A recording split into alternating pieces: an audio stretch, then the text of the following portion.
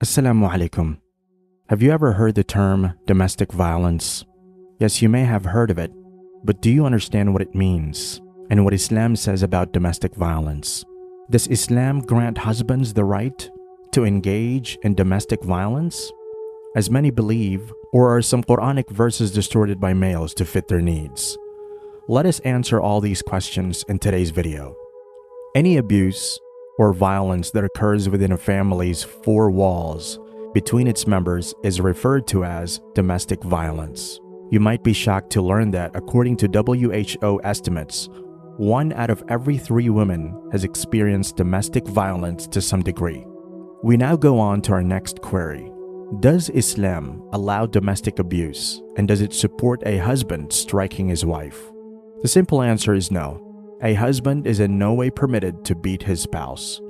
The misconception that Islam allows wife beating primarily stems from the misinterpretation of a verse in the Quran, specifically Surah An-Nisa, verse 34. Let's first read the verse in question.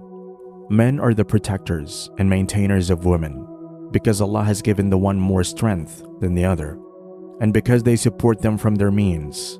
Therefore, the righteous women are devoutly obedient and guard in the husband's absence what Allah would have them guard.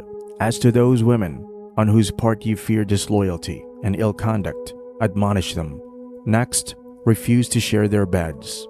And last, beat them lightly. But if they return to obedience, seek not against them means of annoyance, for Allah is most high, great, above you all. Husbands who are very eager to hit their wives stop at the word beat and fail to understand the context and the whole meaning of the verse. Surprisingly, they never paid attention to the part of this very same verse which says, men are the protectors and maintainers of women. To their dismay, the true meaning of the term beat did not actually imply hitting and taking out all the wrath on women, even if they focused just on the phrase beat your wives in this passage. Renowned Islamic scholars Ibn Abbas and Al-Razi interpret daraba as a symbolic gesture with a miswak, a small natural toothbrush, or a handkerchief, something that does not cause physical harm. It's meant to show seriousness, not to inflict pain.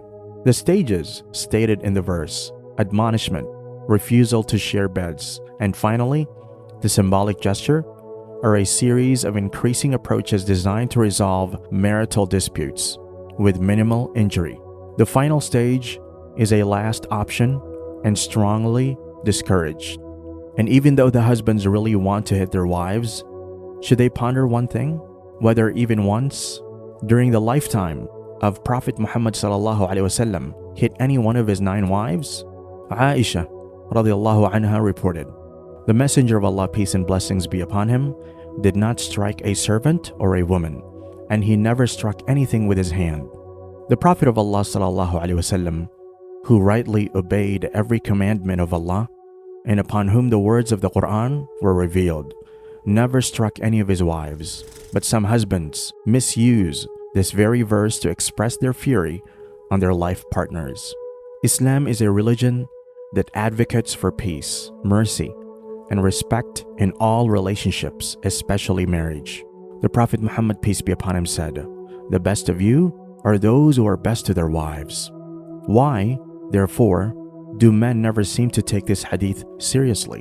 Why do they just twist one Quranic passage to fit their needs? If you are a husband who has ever hit your wife, and you have attempted to use a misinterpreted verse from the Quran to defend your actions, you must realize that Allah subhanahu wa ta'ala will not take your actions lightly, and that you will be judged on the day of judgment based on your deeds. If you believed that since your wife was weak and defenseless, you had the right to hit her, you were utterly mistaken. Your wife never was defenseless. Instead, she always had Allah subhanahu wa ta'ala on her side, and Allah alone would be sufficient for both of you and her as the Almighty Judge. Thank you for watching. If you found this video informative, please like, share, and subscribe to our channel for more content that brings clarity and understanding to our beautiful faith. Until next time, Assalamu alaikum.